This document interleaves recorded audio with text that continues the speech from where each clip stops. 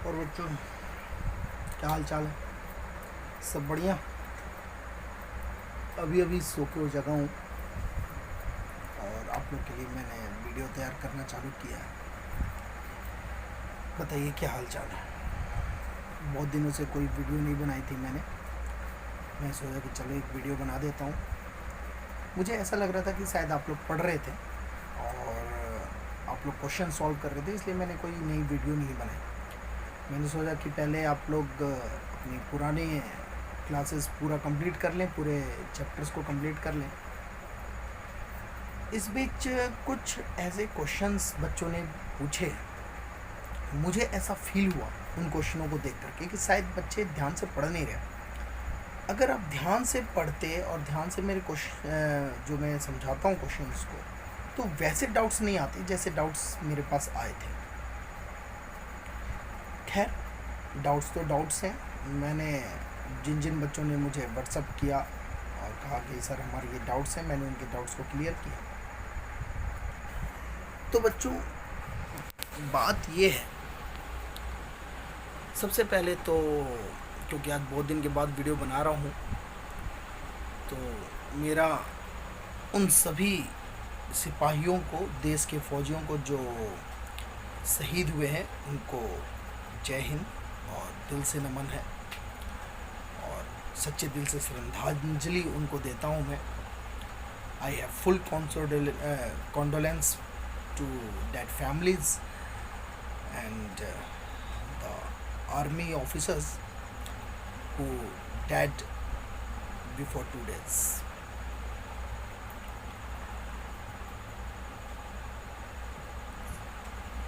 अब हम शुरू करते हैं अपनी आगे की पढ़ाई। तो कुछ आपके डाउट्स से ही ले लेता हूँ मैंने डिसॉल्यूशन में एक पॉइंट नहीं करवाया था आप लोग को, जर्नल एंट्री। कुछ एक बच्चों ने कहा कि सर वो जर्नल एंट्री करवा दो, तो ये एक जेन्युइन प्रॉब्लम लगी मुझे, तो मैं एक वीडियो उस जर्नल एंट्री के लिए बना दे रहा हूँ। और इसी में गुडविल को भी हम समझेंगे, क्योंकि हम अपनी गुडविल को कर रहे थे, तो इसी वीडियो में मैं आप लोग को गुडविल के भी क्वेश्चंस सॉल्व करवा दूँगा। ठीक है बच्चों, तो आज की पढ़ाई हम शुरू करते हैं। आशा करता हूँ कि आप लोग मज़े लीजिएगा। अच्छा, वीडियो को ना सब्सक्राइब तो आप लोग करते करते हो, थोड़ा लाइक भी कर दिया करो यार। चलो ऐसा कोशिश करते हैं ना, देखता हूँ मैं एक टारगेट सेट करता हूँ कि कितने लोग इस वीडियोस को लाइक करते हैं। ठीक, इससे पता चल जाएगा कि तुम लोग कितने मेरे लेक्चर्स को पसंद कर रहे हो। मैं बार बार कह रहा हूँ कि अगर आप लोग को मेरे लेक्चर्स पसंद नहीं आते हैं तो आप लोग मुझे बताएं, कोई प्रॉब्लम है, कोई दिक्कत है, लेकिन पढ़ाई करें। ठीक है, पढ़ाई ज़रूर करें। तो शुरू करते हैं हम आज की क्लास बच्चों। तो देखिए, मेरे पास पहले से ही नोट्स बने हुए हैं और मैं आप लोग को दिखा देता हूँ, समझा देता हूँ। पार्टनरशिप फॉर्म डिसॉल्यूशन हम करने वाले क्या है, जर्नल एंट्री। देखिए कैसे करते हैं हम, बैलेंस शीट से में जो एसेट और लायबिलिटी होती है उसको ट्रांसफ़र करने के लिए, बैलेंस शीट के एसेट और लायबिलिटी को ट्रांसफ़र करने के लिए जो हम एंट्री करते हैं वो एंट्री ये होती है।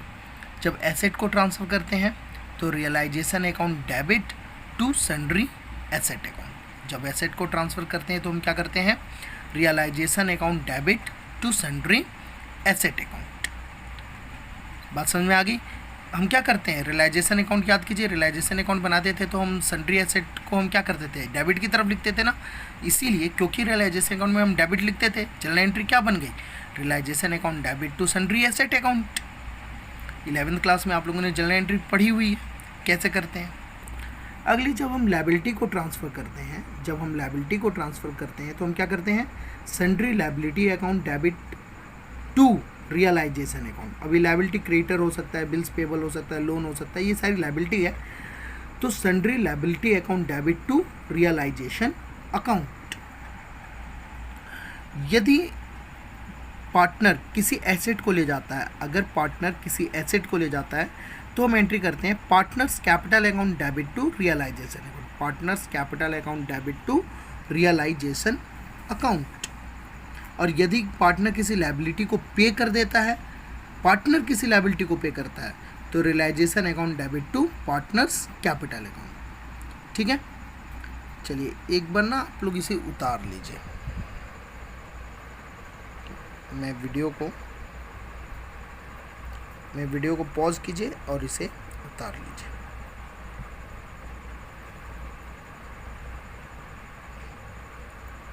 मैं एक एक करके दिखाऊं? चलो एक एक करके दिखाता हूँ। पहले ये उतारो,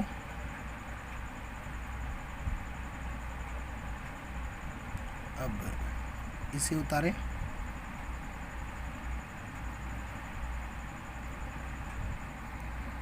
इसे उतारें, इसको उतारो। उतार लिया, चलिए आगे देखते हैं। एसेट के रियलाइज होने पर, अगर जब हम एसेट को रियलाइज करते हैं, पार्टनर लेके नहीं जाता तो बैंक में हम देते हैं, तो क्या होता है, bank account debit to realisation account. Asset realise होता है तो bank account debit to realisation account. और जब किसी लायबिलिटी फर्म पे करता है, जब किसी लायबिलिटी को फर्म पे करता है या कोई रियलाइजेशन एक्सपेंस होता है तो उसको भी फर्म पे करता है, तो उसकी एंट्री क्या होती है, realisation account debit to bank account. Realisation account debit to bank account.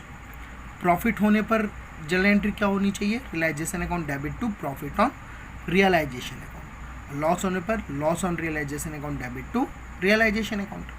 तो मैंने रियलाइजेशन अकाउंट की आपको जनरल एंट्री बताई है।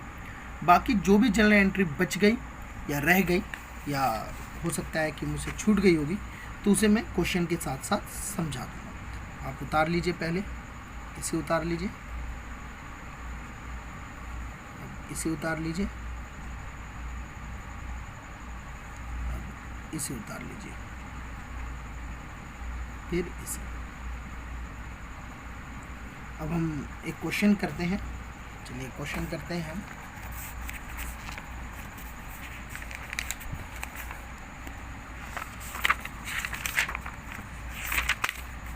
चलिए पहले ही क्वेश्चन करते हैं, ठीक है। पहले ही क्वेश्चन करते हैं। लिखा है expenses on realisation 8000, expenses on realisation 10,000 were paid by partner. Realisation expense 12,000 were to be made by Tushar, जो कि पार्टनर है, a partner, but were paid by the firm, लेकिन फर्म ने ही पे किया। Suresh a partner was paid remuneration, Suresh एक partner है, उसको रेम्यूनरेशन हमने दिया है 10,000 की। And he was to meet all expenses, और वो सारे एक्सपेंसेस करता है। वीरू एक पार्टनर है, वॉज पेड रेम्यूनरेशन, उसको 15,000 रेम्यूनरेशन दी गई है, और वो भी सारे एक्सपेंस को पे करता है, लेकिन एक्चुअल एक्सपेंस जो है वो 20,000 की है। रियलाइजेशन एक्सपेंस जो है 15,000 की है, 10,000 जो है बॉन्ड by the partner and the balance by the firm. Gauri a partner was allowed remuneration, Gauri को रेम्यूनरेशन 25,000 देंगे। And he was to meet all expenses, सारे एक्सपेंस को करती है, लेकिन फर्म पे करता है 5,000। ठीक, अब हम इसकी आंसर करेंगे। तो इसका आंसर तो सिंपल है, आपके बुक में ही है, आप अपने बुक में ही देख लीजिए इसका आंसर। ठीक है, पहले क्वेश्चन का आंसर क्या किया हुआ इन्होंने, रियलाइजेशन अकाउंट को डेबिट किया है और बैंक अकाउंट को क्रेडिट किया है। एक्सपेंस है ना, एक्सपेंस होगा, किसी भी एक्सपेंस लायबिलिटी को पे कर रहा है, तो रियलाइजेशन अकाउंट डेबिट हो गई और बैंक अकाउंट क्रेडिट हो गई। हमने कहा था ना, अगर किसी लायबिलिटी को पे करेगा, फर्म अगर पे करता है तो रियलाइजेशन अकाउंट डेबिट होता है और बैंक अकाउंट क्रेडिट होती है। रियलाइजेशन अकाउंट डेबिट और बैंक अकाउंट क्रेडिट। अगर पार्टनर पे करता है तो बैंक की जगह क्या आ जाता है, पार्टनर का नाम हो जाता है, बस realisation account debit to partners capital account. लेकिन अगर बैंक फर्म पे करेगा तो realisation account debit to bank account. बस इसी पर आधारित सारे एक्सपेंस को लेकर के, तो सब में लगभग यही है। देखिए, realisation account debit to bank credit हो गया बैंक अकाउंट, दूसरे में भी एक्सपेंस था तो इसमें भी डेबिट हो गया, और क्योंकि इसको पार्टनर पे कर रहा था, पेड बाय द पार्टनर, तो पार्टनर का नाम हो गया कि पार्टनर्स कैपिटल अकाउंट। बात समझ में आ गई? तो एक बार ना इस क्वेश्चन को उतार लीजिए, इस आंसर को उतार लीजिए।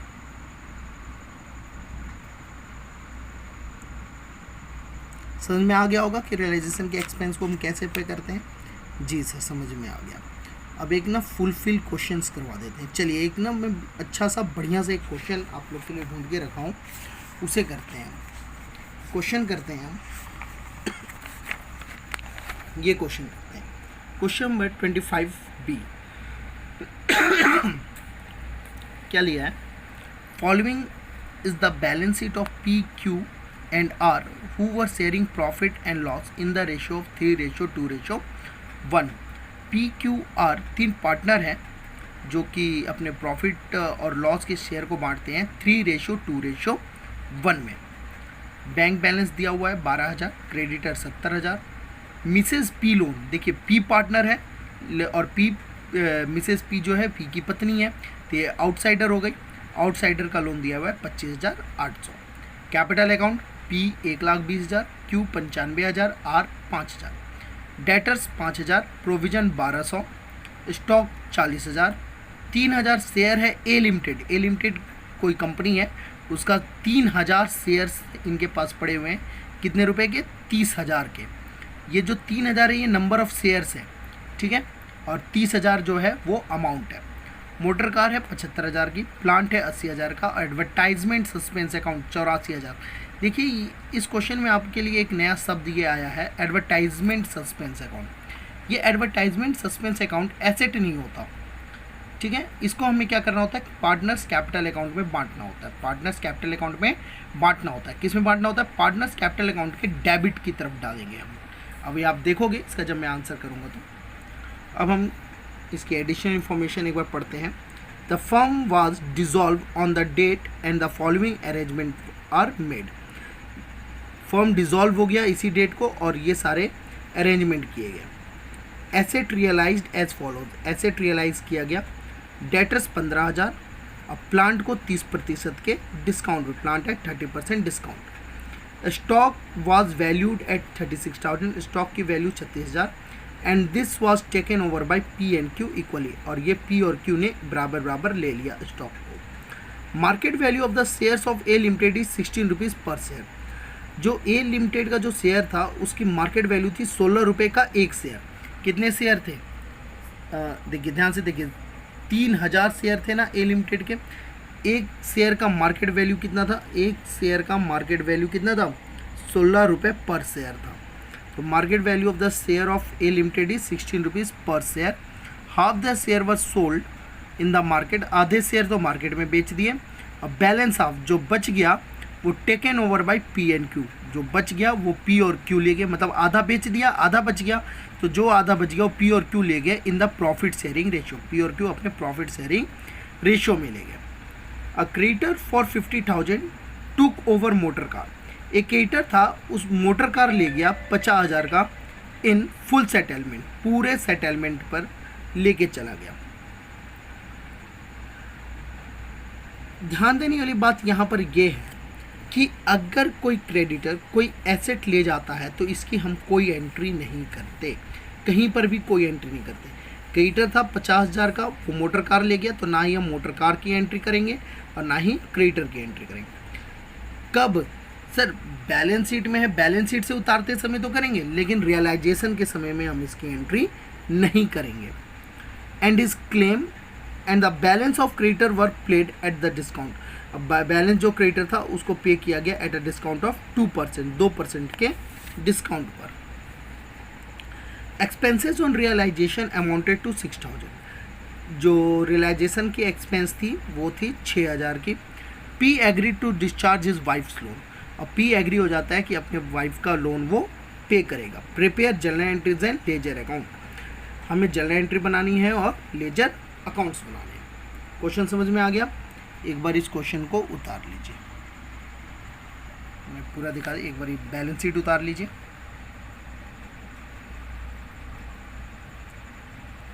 अब इस एडिशनल इंफॉर्मेशन को उतार लीजिए।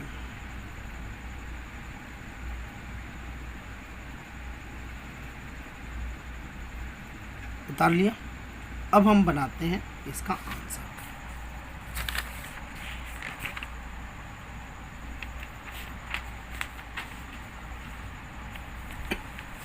देखिए सबसे पहले हमें क्या करना होता है, एसेट को ट्रांसफ़र करते हैं देखिए ये एसेट है, डेटर्स है, स्टॉक है, 3000 शेयर है, मोटर कार है, प्लांट है।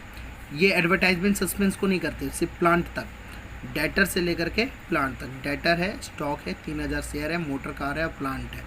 इन्हें हम ट्रांसफ़र करेंगे। तो ट्रांसफ़र करने की जनरल एंट्री अभी आपने सीखी थी, क्या थी? Realisation account to sundry asset account. Realisation account debit to sundry asset account. Asset मैंने अलग अलग लिख के भी दिखा दिया, ऐसे हमें लिखने की ज़रूरत नहीं होती, लेकिन आपको समझाने के लिए मैंने यहाँ लिख दिया कि ज्यों का त्यों डेटर्स 20,000 का, स्टॉक 40,000 का, 3000 शेयर 30,000 के, मोटर कार 75,000 का, प्लांट 80,000 का। इसे हम ज्यों का त्यों उतार देंगे। डेटर 20,000, स्टॉक 40,000, 3000 शेयर जो है 30,000 का, मोटर कार 75,000 का, प्लांट 80,000 का। इन सबको जोड़ेंगे, ये आ गया 2,45,000। तो एंट्री क्या हुई? Realisation account debit to sundry asset account. Realisation account debit to sundry asset account being asset transfer to realisation account. हमने एसेट को ट्रांसफ़र कर दिया कहाँ? रियलाइजेशन अकाउंट में। एंट्री क्या बन गई? Realisation account debit to sundry asset account. अब हम क्या करेंगे सर? लायबिलिटी ट्रांसफ़र करेंगे। बस लायबिलिटी ट्रांसफ़र करने की entry sundry liability account debit to realisation account. मैंने ये लायबिलिटी लिखी है, ऐसे ये लिखने की ज़रूरत नहीं होती है, हमें ये नहीं लिखना होता, हमें सिर्फ ये एंट्री करनी होती है, sundry liability account debit to realisation account. ठीक है, लेकिन आपको समझाने के लिए मैंने लिखा है। लायबिलिटी क्या है यहाँ पर? देखिए बैंक बैलेंस तो नहीं है। अच्छा, यहाँ ना बैंक बैलेंस उल्टी तरफ दिया हुआ है, यहाँ पर बैंक बैलेंस होना चाहिए था, लेकिन यहाँ ना दे करके वो उल्टे की तरफ लायबिलिटी की तरफ दिया, मतलब ये ना बैंक ओवरड्राफ्ट है। ठीक है, चलिए इसको तो हम बाद में बनाएंगे। क्रेडिटर्स दिया हुआ है 70,000 का, और मिसेस पी का लोन है 25,800। तो लायबिलिटी क्या क्या हो गई? एक तो क्रेडिटर हो गई 70,000 की, और एक मिसेस पी का लोन हो गया 25,800 का। तो यहाँ देखिए सन्ड्री लायबिलिटी में क्रेडिटर 70,000 का, मिसेस पी का लोन 25,800 के, तो हो गया 95,800। तो sundry liability account debit 95,800 to realisation account 95,800 being liability transfer to realisation account. अब एसेट भी ट्रांसफ़र हो गया, लायबिलिटी भी ट्रांसफ़र हो गई।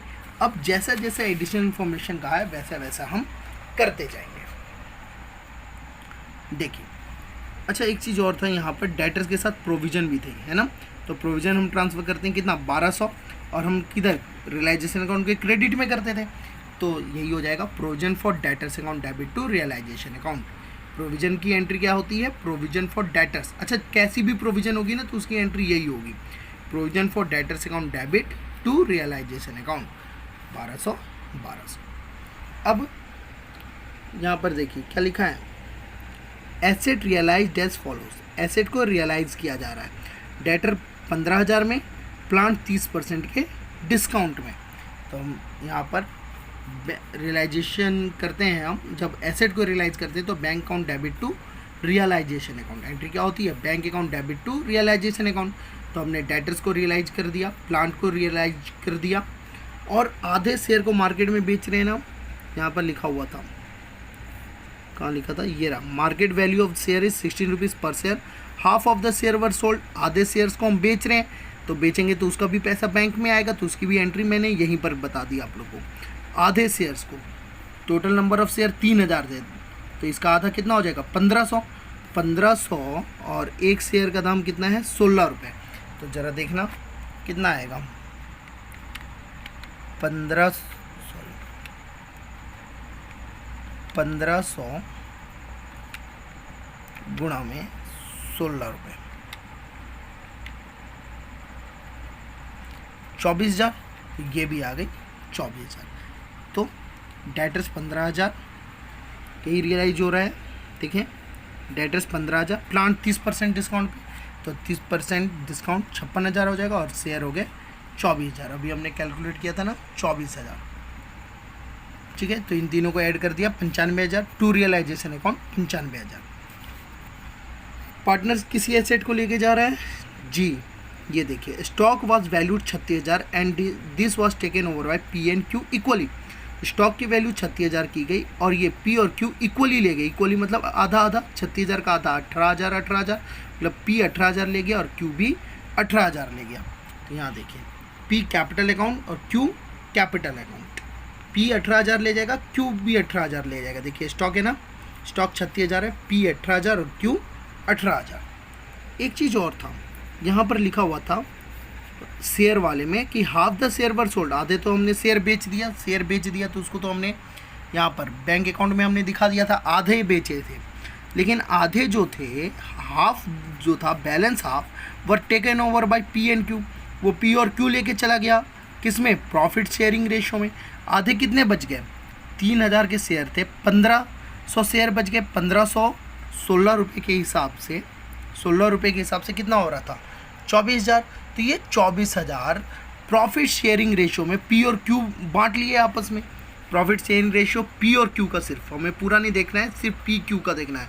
पी क्यू का 3:2 है, तो इस 24,000 को 3:2 में बांटते हैं। 24,000 को 3:2 मतलब 5 से डिवाइड करते हैं और 3 से मल्टीप्लाई, 14,400। तो देखिए शेयर 24,000 था, पी का हो गया 14,400 और जो बच गया वो क्यू का हो गया 14,400 माइनस में 24,000 डायरेक्ट कर देता हूँ। प्रॉफिट शेयरिंग रेशो में ही बटेगा वो 9600, ये हो गया। तो पी टोटल कितने का एसेट ले जा रहा है, 18,000 प्लस 14,400, टोटल कितने का एसेट पी ले गया, 32,400 का। और क्यू कितने का स्टॉक ले गया, 18,000 का, और शेयर ले गया 9600 का। तो टोटल कितने का ले गया, 27,600। ये एंट्री समझ में आ गई। स्टॉक 36,000 की वैल्यू की गई थी, आधे आधे ले गए, तो पी 18,000 और क्यू 18,000, और आधा जो शेयर बच गया था 1500 16 रुपये के हिसाब से 24,000 हुआ। 24,000 को प्रॉफिट शेयरिंग रेशो 3:2 में बांटेंगे, तो पी के हिस्से में आएगी 14,400 और क्यू के हिस्से में आएगी 9600। शेयर और स्टॉक दोनों एसेट थे, तो एसेट की एंट्री अगर पार्टनर्स लेके जाते हैं तो यही करते हैं ना, partners capital account debit to realisation account.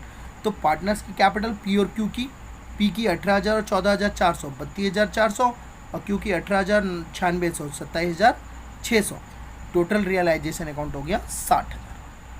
बस समझ में आ गई, ना समझ में आ गई हो वीडियो को बार बार रिवाइंड करके इस पॉइंट को देख लो, ये पॉइंट ध्यान से समझ लो, थोड़ा सा कॉम्प्लेक्स था तुम्हारे लिए। Being asset taken by partners. ठीक, अब आगे देखते हैं क्या लिखा है। और क्रेडिटर्स तो लेके गए आधे, मोटर कार को ले गए 50,000 के, तो 50,000 के क्रेडिटर को तो पे नहीं करना और उसकी हम एंट्री करेंगे नहीं। बाकी जो क्रेडिटर थे उनको 2% के डिस्काउंट पे किया गया। तो जब हम पे करेंगे तो कितना करेंगे, क्रेडिटर्स थे कितने के, क्रेडिटर्स थे 70,000, इसमें से 50,000 वाला तो मोटर कार लेके चला गया, बच गया 20,000। 20,000 को हम डिस्काउंट देंगे 2% का, तो वो आ जाएगा 19,600। और कुछ एक्सपेंस हुआ था, हाँ एक्सपेंस हुआ था कितने का, 6,000 का, तो वो 6,000 का एक्सपेंस भी फर्म पे करेगा। तो realisation account debit to bank account 19,600 और 6,000 टोटल हो गया 25,600 realisation account debit to bank account. और पार्टनर्स जो है, पी जो है वो अपने वाइफ का लोन पे कर रहा है, लेकिन ना P agree to discharge his wife loan, तो पी अपने वाइफ का लोन पे करेगा। तो realisation account debit to P capital account, wife का पूरा लोन 25,800 रुपये पे कर रहा है। कोई दिक्कत यहाँ तक नहीं सर, हमने एडिशनल इन्फॉर्मेशन भी पूरी कर ली और ट्रांसफ़र भी कर लिया। अब हमें देखना है प्रॉफिट या लॉस। तो ऐसा करो ना, देखिए जहाँ रियलाइजेशन अकाउंट डेबिट में है उसे डेबिट वाले को ऐड कर लो। देखो कितना है, 2,45,000 यहाँ पर है डेबिट, और डेबिट और कहाँ है, realisation account debit, realisation account debit check करो, यहाँ है 25,600 और एक ही है 25,800। तो ऐसा करो 25,800 प्लस 25,600 प्लस 2,45,000, इसे ऐड करो, और जो क्रेडिट है उसे भी ऐड करो। क्रेडिट एक तो realisation account debit credit 95,800, realisation account credit 1,200, realisation account debit 95,000, realisation account credit 60,000। इन सबको ऐड करो। अब डेबिट में से क्रेडिट को माइनस करो, देखो क्या आता है। अगर डेबिट में से टोटल रियलाइजेशन अकाउंट के डेबिट में से क्रेडिट वाले टोटल को अगर हम माइनस करते हैं और आंसर आ जाता है माइनस में, तब तो हो गया क्या, प्रॉफिट। और डेबिट में से क्रेडिट को माइनस कर रहे हैं और आ गया प्लस, हाँ प्लस में, तब तो हो गया क्या हमारा लॉस, और लॉस हो गया तो उसे हम उतार देंगे। यहाँ पर लॉस हो रहा है, loss on realisation account, debit to realisation account 44,400 का। ये कैलकुलेशन आप लोग कर लेना, अभी मैंने बताया आप लोग को कैसे करना है। अब इस लॉस को हमें क्या करना होता है, पार्टनर्स को बांटना होता है। हमने इस लॉस को पार्टनर्स को PQR को प्रॉफिट शेयरिंग रेशियो जो थी इनकी 3:2:1 में बांट दिया। और यहाँ एक चीज़ और थी, मैंने कहा था ना एडवर्टाइजमेंट सस्पेंस अकाउंट, ये भी बढ़ता है डेबिट की तरफ। तो 84,000 को इसको भी 3:2:1 में बांट देंगे। 3, 2, 5 और 1 6 से भाग कर देंगे। 3 से गुणा करेंगे वो P के लिए, 2 से गुणा करेंगे वो Q के लिए, 1 से गुणा करेंगे वो R के लिए। वैसे ही लॉस के लिए भी है। लॉस जो हुआ है ये कहाँ गया लॉस, हाँ ये रहा 44,400, इसको भी 3:2:1 में बांटेंगे। बांटने पर P के लिए टोटल आ जाएगा 64,200, Q का आ जाएगा 42,800, R का आ गया 21,400। मैंने क्या किया, लॉस 44,400, एडवर्टाइजमेंट सस्पेंड 84,000, इन दोनों को ऐड कर दिया और ऐड करके इकट्ठे बांट दिया मैंने 3:2:1 में। आप भी क्या करो, इन दोनों को ऐड करो और 3, 2, 5 और 1 6 से इनको भाग करो और 3 से गुणा करोगे तो P का, 2 से गुणा करोगे तो Q का और 1 से गुणा करोगे तो R के लिए आ जाएगा। अब फाइनल पेमेंट हमें निकालना है PQ का और R का। तो क्या करो, देखो यहाँ PQR की बैलेंस शीट में कैपिटल लिखी हुई है 1,20,000, 95,000, 5,000। अब यहाँ से पहले P का ले लो 1,20,000 और इसमें से देख लो पार्टनर्स जितने एसेट को ले जा रहे हैं। जैसे आप कैपिटल अकाउंट बनाते हो वैसे कैपिटल अकाउंट बना करके आपको पता चल जाएगा ये कैसे आया। ठीक है, इसे एक बार उतार लो और ख़ुद बनाने की कोशिश करो, देखो इतना आ रहा है कि नहीं आ रहा है।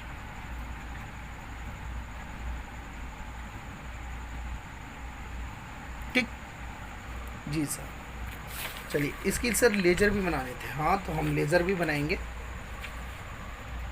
लेज़र ऐसी ही बनती है, इसे ना मैं आप लोग ना पॉज करके उतार लो और फिर अपने आप बनाने की कोशिश करो, देखो आप बना पा रहे हो कि नहीं बना पा रहे हो, फिर इसे चेक करो।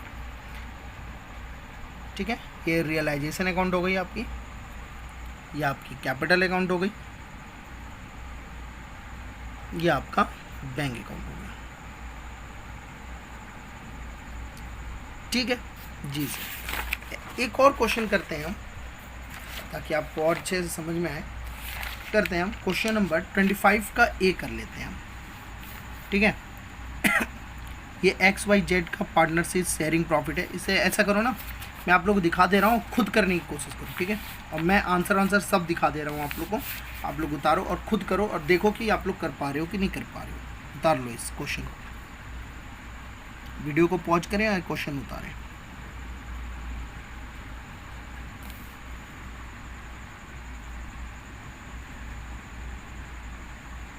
समझ में आ गया। हमें रियलाइजेशन अकाउंट का हम वो बनाते हैं, जर्नल एंट्री बनाते हैं। तो सिंपल है, एसेट को ट्रांसफ़र करेंगे तो realisation account debit to sundry asset. मैंने यहाँ पर अलग अलग नहीं, क्योंकि अब तो आपको आ गया है तो मैंने डायरेक्ट लिख दिया है। Realisation account debit to sundry asset. Liability को ट्रांसफ़र करेंगे तो sundry liability to realisation. Provision को ट्रांसफ़र करेंगे provision for depreciation to realisation. Partners लेके जा रहे हैं एसेट को तो एक्स लेके जा रहा है तो एक्स कैपिटल टू रियलाइजेशन।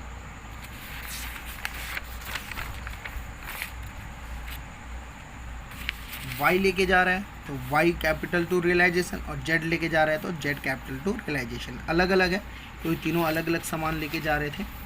और उसके बाद वाई पे कर रहा है तो realisation account debit to Y capital account. फिर प्रॉफिट या loss, realisation account debit to profit और रियलाइजेशन। प्रॉफिट हो रही है इसमें। आप लोग क्वेश्चन उतार चुके हो, मैं एक बार आंसर भी आप लोग उतार लो इससे।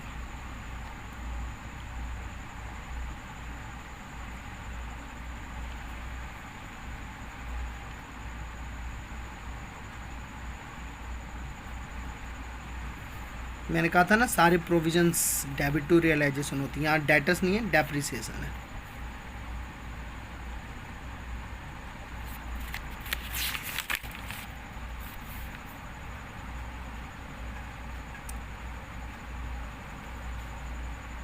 मैं इसलिए एक्सप्लेन नहीं कर रहा कि आप लोग इसे उतारें और खुद करने की कोशिश करें और उसके बाद आप चेक करें कि ये कैसे हो, आपने क्या किया और मैंने क्या किया है। आप लोग को भी तो आना चाहिए, सब कुछ मैं ही बता दूंगा तो फिर आप लोग क्या करोगे।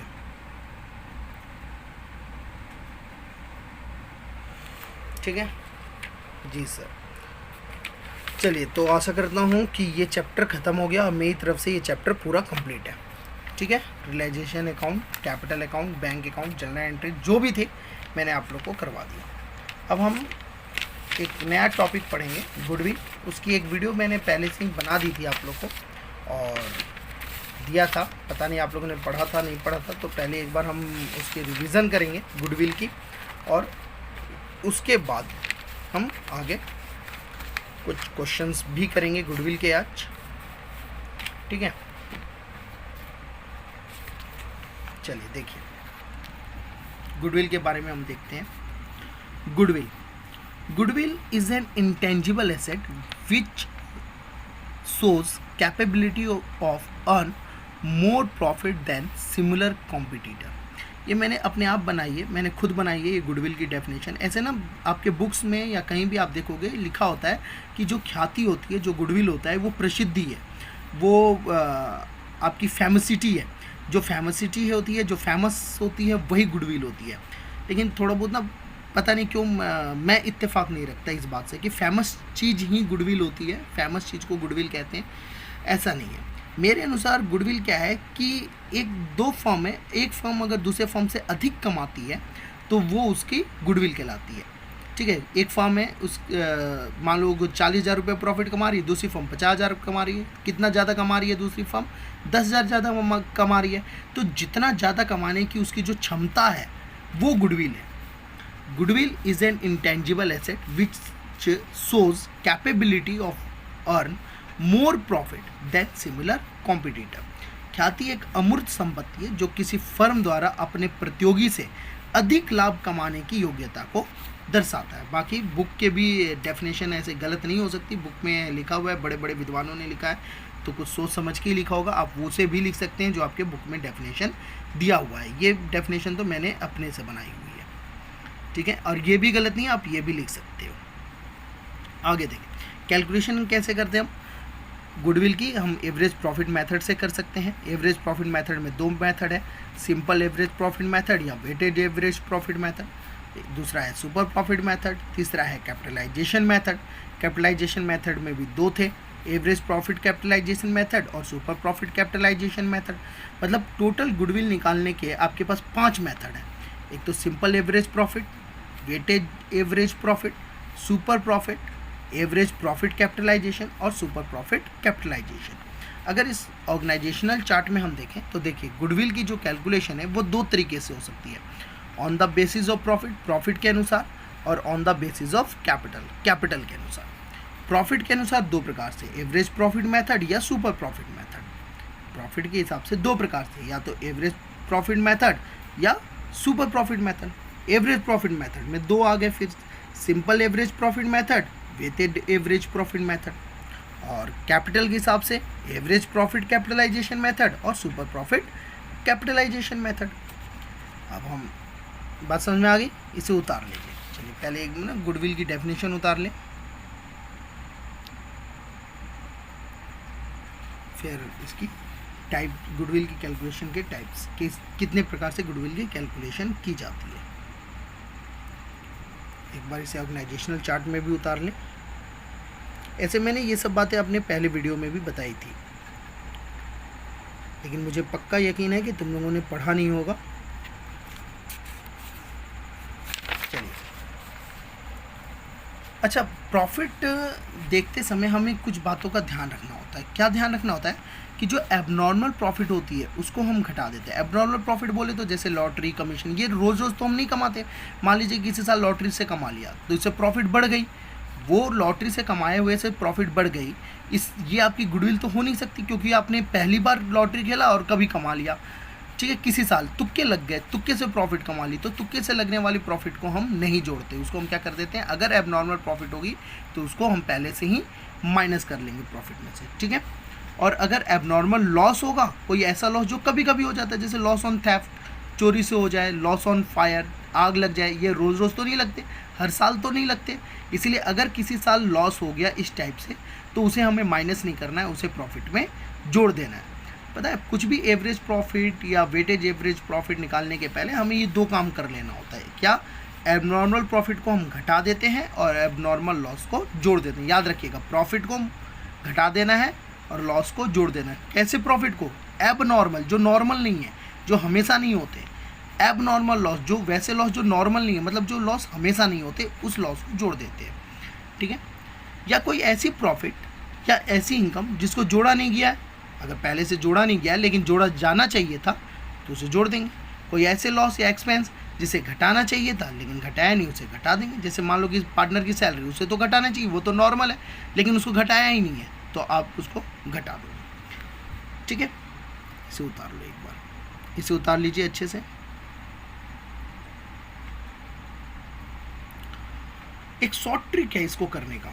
देखिए, एक शॉर्ट ट्रिक है, वो क्या है कि अगर क्वेश्चन में स्पेशली किसी चीज़ को पहले से ही कह रखा है ना कि घटाया गया है, तो आप उसको जोड़ दीजिए, और कहा है कि इसको जोड़ा हुआ है, ये इंक्लूड है, तो आप उसे घटा दीजिए। ये ना शॉर्ट ट्रिक है कि अगर क्वेश्चन में स्पेशली पहले से ही किसी चीज़ को घटाया हुआ है तो आप उसको जोड़ दीजिए, और जो जोड़ा हुआ है उसको घटा दीजिए। ठीक है? ये शॉर्ट ट्रिक है जिससे क्वेश्चन करना थोड़ा आसान हो जाएगा आपके लिए, जिसको कह सकते हो रट्टे मार सकते हो आप इसके द्वारा। अगर समझना है तो ये है इसकी मेन बात कि क्यों जोड़ते हैं, क्यों घटाते हैं। बाकी अगर जिन बच्चों को समझ में नहीं आ रहा, रटना चाहते हैं, वो ऐसे रट लें कि स्पेशली घटाया गया है तो जोड़ देंगे और जोड़ा गया है तो घटा देंगे। चलिए कुछ क्वेश्चंस की प्रैक्टिस कर लेते हैं हम।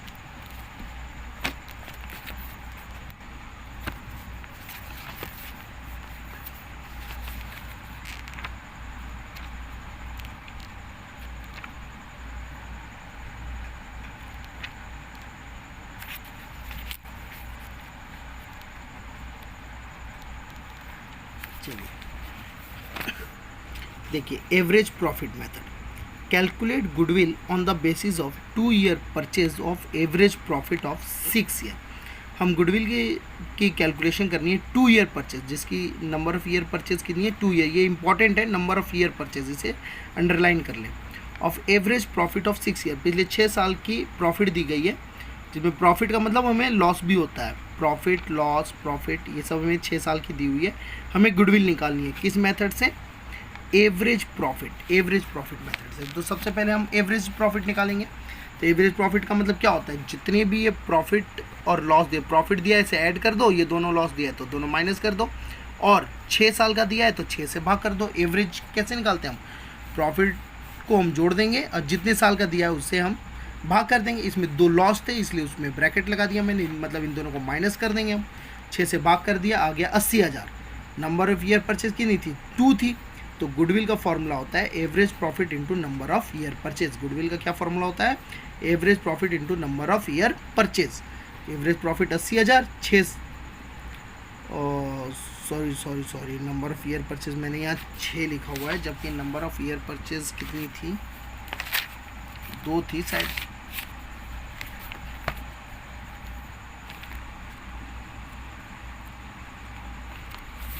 और 2 ईयर थी, नहीं थी 2 ईयर। आप लोग यहाँ गलती से 6 लिखा हुआ है, आप लोग इसे 2 कर लें। ये 2 है, तो 2 नंबर ऑफ ईयर परचेज होगी। 80,000 में से 2 करेंगे तो 1,60,000। 1,60,000 ये हो गई हमारी गुडविल। ठीक है? चलिए, बात समझ में आ गई? जी सर, समझ में आ गई। अब हम एक और क्वेश्चन करते हैं। देखिए, क्वेश्चन नंबर 4। क्वेश्चन 4 में क्या है कि x जो है अपना बिजनेस y को बेच रहा है।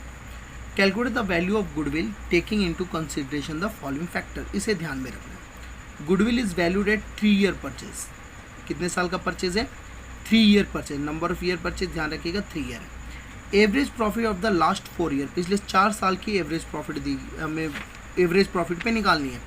पिछले 4 साल की प्रॉफिट कितनी है? 2009 की 40,000, 10 की 58,000, 2011 की 53,000, 2012 की 62,000। एबनॉर्मल लॉस दिया हुआ है, ध्यान दीजिए, एबनॉर्मल लॉस है तो पहले हम इसको क्या करेंगे? जोड़ देंगे। ड्यू टू थेफ्ट किसमें? 2009 में। Profit for the 2010 include abnormal profit. Abnormal profit है 2010 का कितना? 4,000, तो इसको हम क्या करेंगे? घटा देंगे। A speculative and lottery profit of 5,000। अच्छा, लॉटरी की प्रॉफिट है 5,000, हर साल तो होगी नहीं, वो रिसीव की है 2011 में, तो 2011 से हम घटा देंगे उसको। तो दो चीज़ घटाने वाला आ गया, एक 4,000 और एक 5,000। और profit of the year 2012 reduced, अच्छा इसे घटाया गया है प्रॉफिट को 2012 में 10,000 से। किस लिए घटाया है? Depreciation of such a machinery which are destroyed by the fire during the year. Fire से डिस्ट्रॉय था, उसके कारण इसको घटाया हुआ है। तो घटाया हुआ है तो इसे जोड़ देंगे हम। देखिए हम क्या करेंगे, हम चारों साल की प्रॉफिट को लिखेंगे, चारों साल की प्रॉफिट लिख लेंगे हम कि 2009 की, 10 की, 11 की, 12 की, 40,000, 58,000, 53,000 और 62,000। फिर एबनॉर्मल लॉस को जोड़ देंगे, एबनॉर्मल प्रॉफिट को घटा देंगे। घटाने जोड़ने के बाद कुछ ऐसा आएगा, इसका टोटल कर लेंगे और टोटल करके हम इसकी एवरेज प्रॉफिट निकालेंगे। इसे उतार लीजिए एक बार, पहले ना क्वेश्चन उतार लो ताकि समझने में आसानी रहे कि हमने क्यों जोड़ा और क्यों घटाया। क्वेश्चन उतार लिया। अब आंसर में से पहले तो ये टेबल बनाएंगे हम। ये जो एडजस्टमेंट है ये एबनॉर्मल प्रॉफिट, एबनॉर्मल लॉस के लिए। जो एबनॉर्मल लॉस है उसे जोड़ दिया, अब जो एबनॉर्मल प्रॉफिट है उसको घटा दिया।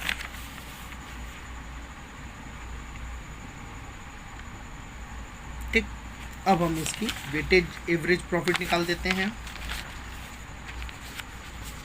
सॉरी, वेटेज नहीं, सिंपल एवरेज निकालनी थी ना, सिंपल एवरेज। टोटल जो था 2,16,000, 4 साल की प्रॉफिट थी, 4 से भाग कर दिया, कितना आ गया? 54,000। गुडविल क्या हो जाएगी? Average profit into number of year purchase, 3 दी हुई थी क्वेश्चन में, देख लीजिए आप लोग। तो 54,000 गुणा 3, 1,62,000। पता है वेटेड एवरेज प्रॉफिट में कुछ नहीं करना होता, वेटेड एवरेज प्रॉफिट भी ऐसे ही होता है। क्वेश्चन नंबर 7 है, देखिए क्वेश्चन नंबर 7 में आप लोग को दिखाता हूँ। देखिए ये रहा क्वेश्चन नंबर 7, उतार लीजिए इसे। ठीक है, 4 आपको दिख रहा होगा, 4 साल की प्रॉफिट दी गई है और वेट दिया हुआ है 1 2 3 4 दिया है ना, weight to be used are 1 2 3 4। अधिकतर ना वेट यही होता है 1 2 3 4।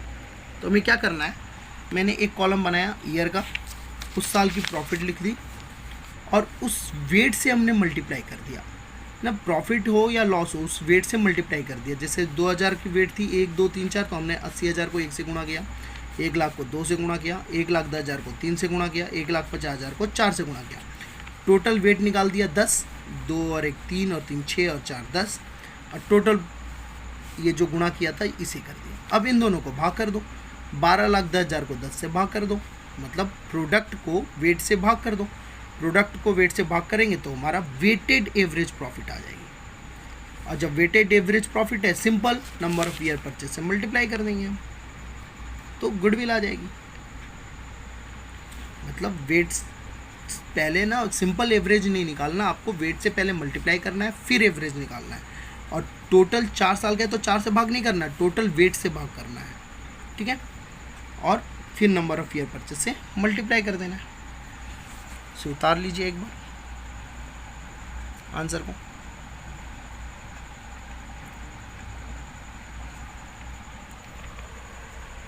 तो बच्चों आप लोग को समझ में आ गया होगा आज की क्लास।